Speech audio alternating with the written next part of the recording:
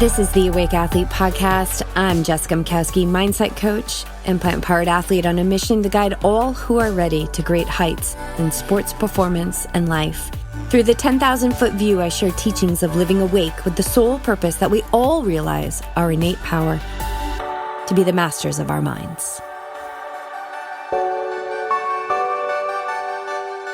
Welcome back to the Awake Athlete Podcast, Season 5, The Interviews. Today, I'm excited to welcome professional triathlete Matti Weitz to the show.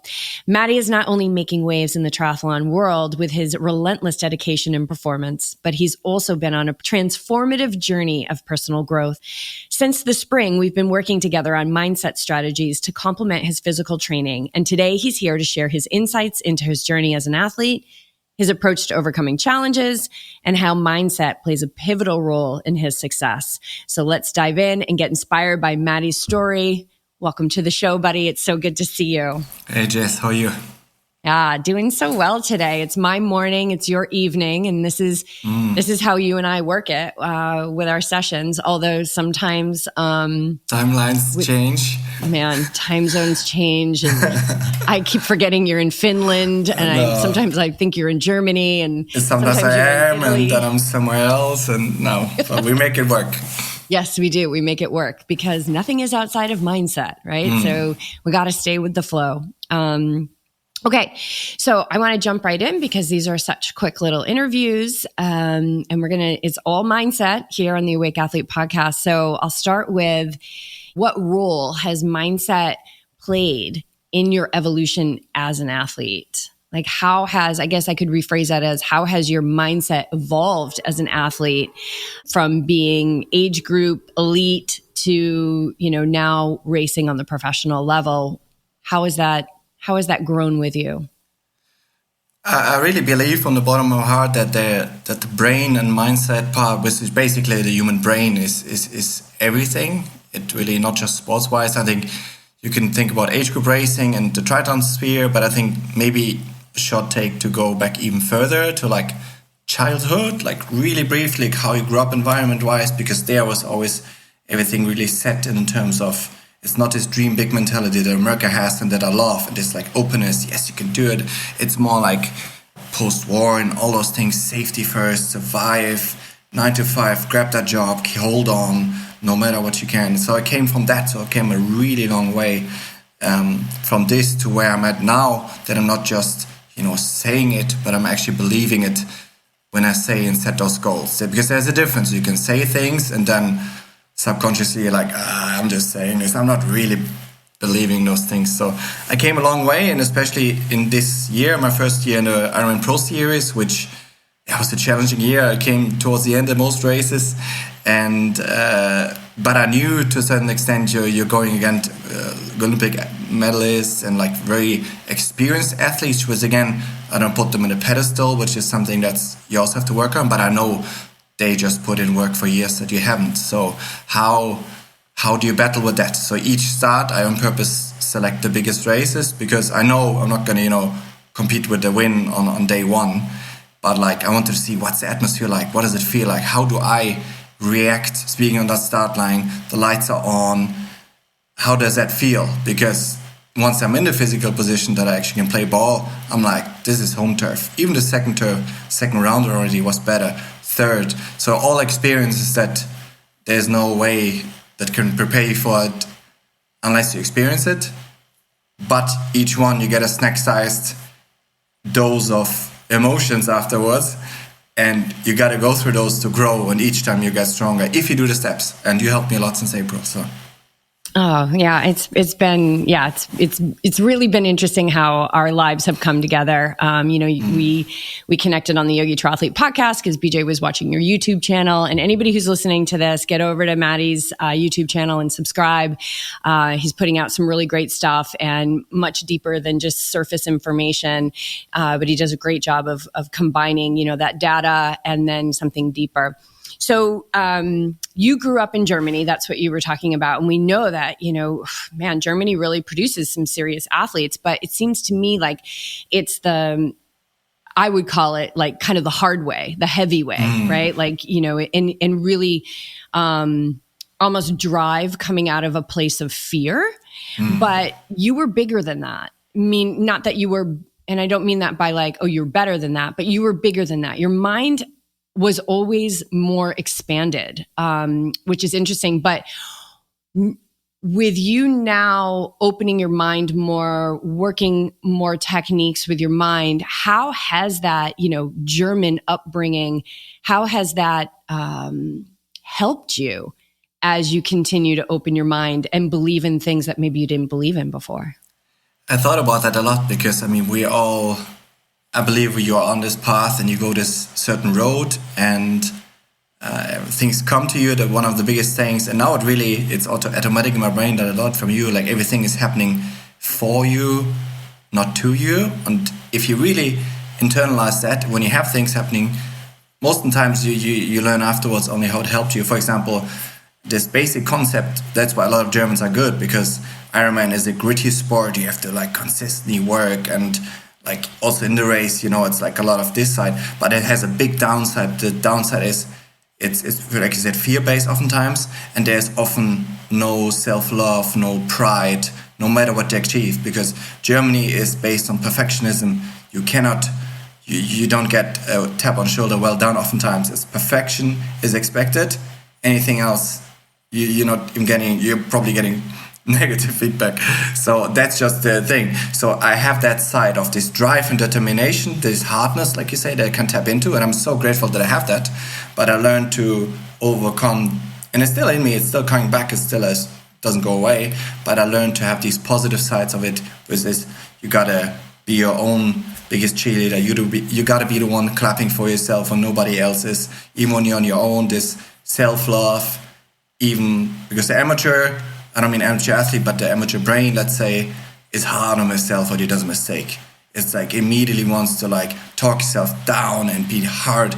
And that voice isn't you. That is something else in you that is not trying to help you. That voice is literally trying to boycott you and get you far away from where you want to go. So if you let that voice just reign free, it's not going to help. That's, whoever's listening to this, go rewind and listen to that answer again. There's so much gold in there. And I think there's the balance there. It's like there's this softness, which is actually really powerful, this self-love. It's so, so powerful. It is the most powerful. But then I think that's true balance, having that kind of grittiness and that determination and the I do not quit, like not having that in your DNA. But then coupling that with a really broad softness, all-encompassing like self-belief and self-love. Because without that self-love, we're not going to have self-belief. So we're always going to be looking outside of ourselves for the answer, for encouragement. And there's a gift right there that you grew up in a culture that isn't going to freely offer that to you, unless you show the results. So since you and I have been working together, and you are already super primed for coming in to work with me, just because of the mindset you already carried. But since working together since the spring, what mindset practices have been like most transformative for you just in these 6-8 months that we've been consistently connecting and having our sessions? Yeah, I've been thinking about that actually, because there's been so many points, because it's been a constant each time we talk. In the beginning we had a weekly chat. Right now, like out of race season, and also just to work on those things, it needs time. We have like every 4 weeks, probably every 3-4 weeks. And when we started, I was really, especially when you come fresh out of this triathlon result base and you get into the old patterns thrown in, like results and times, everything gets spit in your face. And it's all things you think. It's not like all those people come to you and say, here, this, and it's all in your brain, this dialogue. But this dialogue of old patterns comes when you're under stress. So this could be physical stress or emotional stress, or when you're underwater holding your breath, any kind of stress.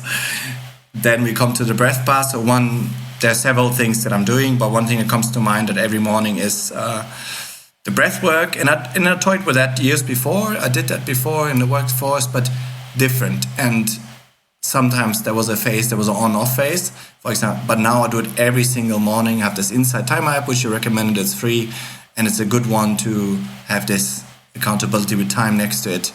and then have the different breathing practices, which most of your listeners will have heard, and just like, yeah, sure, I've heard that before, meditation, breathing.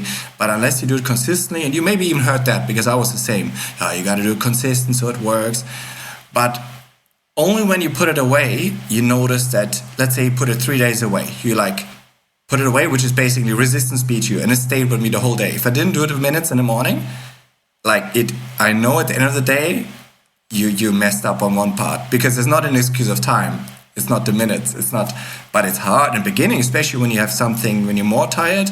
Like, man, you wake up and you're like, the first thing I do before I start anything, because otherwise it will easily boycott me. It's that quick. If you don't, especially if you have a coffee, then you're a bit under the adrenaline. You don't want to sit down and breathe and relax. So first thing in the morning, that's what I do. I always start with the breathing exercises and really ground myself, and then I go from there into visualization and read some things that I've written down, and so I think that's one of the biggest ones that I do every single day. Yeah, just starting your day from a place of presence. And we know that present moment awareness is the essence of the psychology of peak performance in sport. Like that is an actual quote from a study that was done many years ago. And there's so many, the great thing is that now there's so much research. And I really don't think anybody needs to be convinced that, having a morning practice or a quiet morning routine. Of course, I don't feel that any morning routine is complete without that stillness practice, whether it's 5 minutes or 45 minutes, it doesn't matter as long as it's consistent, because you're stopping the momentum and you're connecting with and realizing. At first you just kind of have to believe in what I'm saying, but over time you realize that there's this quietness in there that's really comforting, but also very powerful. So, But remember, I had a phase when I actually almost jumped off the train, and that's why it's so good to have someone like you in that sphere, that you have a partner in crime that knows why. I really had to ask you, like, why am I doing this again? Like, I forgot the benefits. And then, like, you went through it. And then one of the main things that maybe athletes listening, or even people that are in the workforce and stressful environment, which all of us have in life, is that what you basically practice is, let's say, you have a threshold bike session or something, you always have a target, right? If you want to think of it that way, as like, what's the gain for me here? What's the catch? Because people want that catch, right? Because you're not going to feel it's not as measurable as, hey, my watts are higher, my run pace is higher.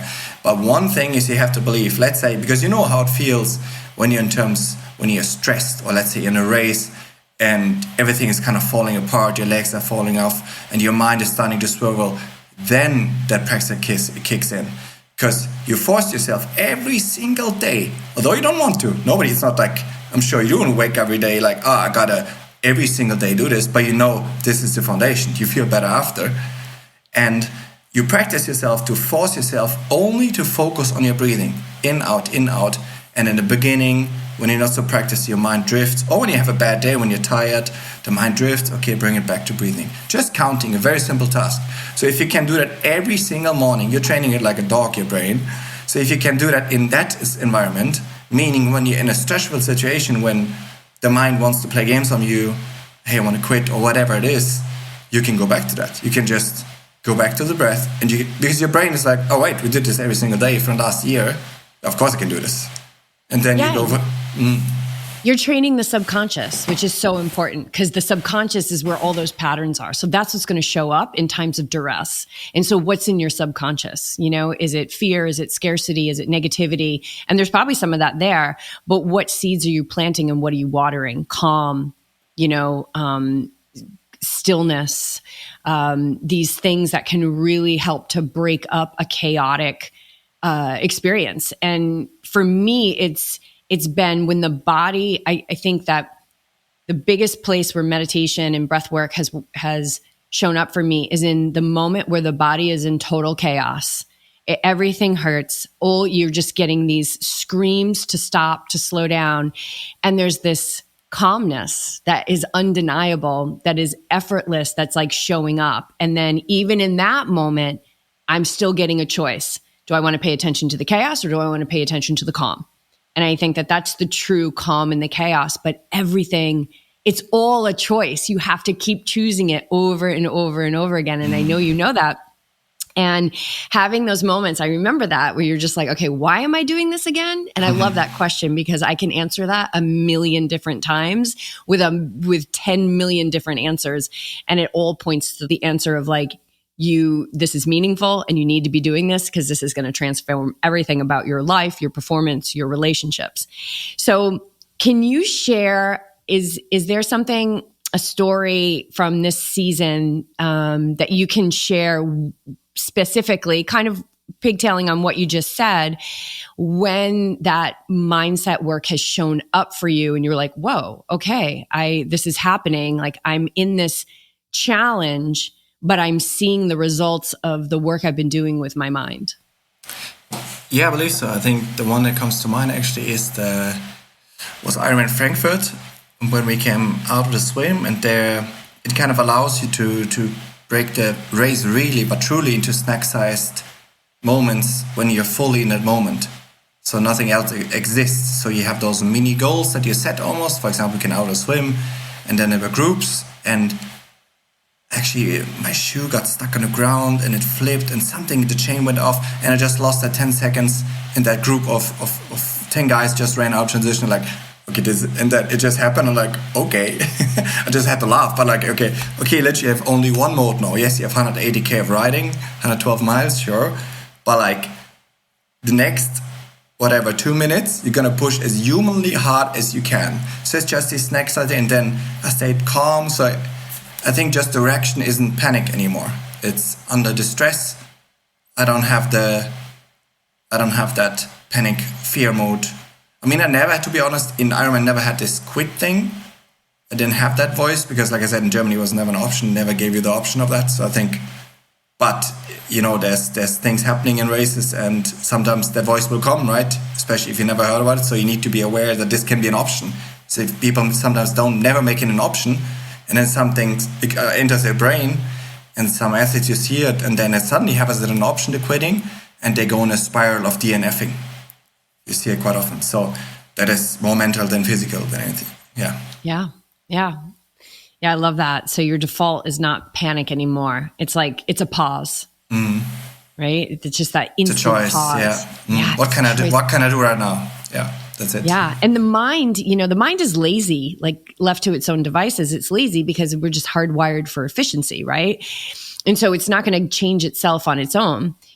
So you have to keep choosing it. And I think maybe people think that if they start to train the mind in this way, and they're starting to have that quiet practice in the morning, that like, okay, then we're all set. Like I know people look at me and they think, oh, she never has a challenge. It's like, I am choosing joy, happiness, peace, calm 1,000,000 times a day in the face of negativity, in the face of this world, right? And so it's a constant choice, but it gets easier because it just becomes your default. You're like, oh, there's calm. Oh, there's peace. Your baseline is different. Your subconscious gets wired with new stuff that you can feed it. Like Bob Proctor talks about as well, like a lot. Like you showed me also him, I believe, how it feeds really the conscious thought. We're one of the few mammals, basically animals can do this.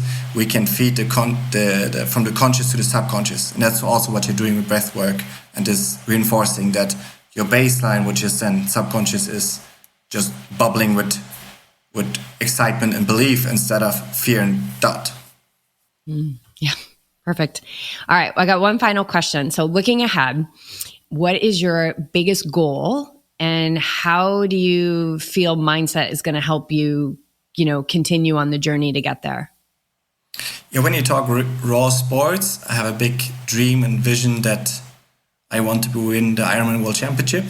And I know some people say this, but the weird thing is, which makes it a bit freaky, that's why I'm not surprised when it happens, to be honest, because I had a bit of a calling and vision, which we talked in another podcast before, that I experienced this before. I don't know how that is explainable, but I experienced the moment already, and now I'm on the journey and working towards, and the journey is rocky. And one thing you taught me is let go of the timeline and the how. And so I'm really free right now. I'm free as a bird. Whatever comes next season, and everything is changing to positive, and I'm getting this positive trend upwards. I'm just excited for next season, what the stepping stone towards my dream is.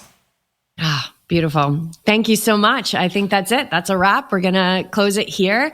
You guys follow Matti on Instagram and YouTube for sure. He's got a really inspiring path that he's on, and he shares really vulnerably about it, and definitely goes beneath the surface, which is really the meaningful stuff. So thank you so much, Matti, for your time and inspiring us all and showing us that at the pro level, this self-love and this, more expansive mind is so important, especially as we're just seeing like the speeds and the people coming up from short course, and so much about triathlon is changing. And so we have to stay in flow with that. And we have to be open to those changes and how we're going to adapt, and building a strong mindset will give us that resilience to do it. So you are a living example of it. Can't wait to follow you next year. Really excited. I know your schedule. I really like it.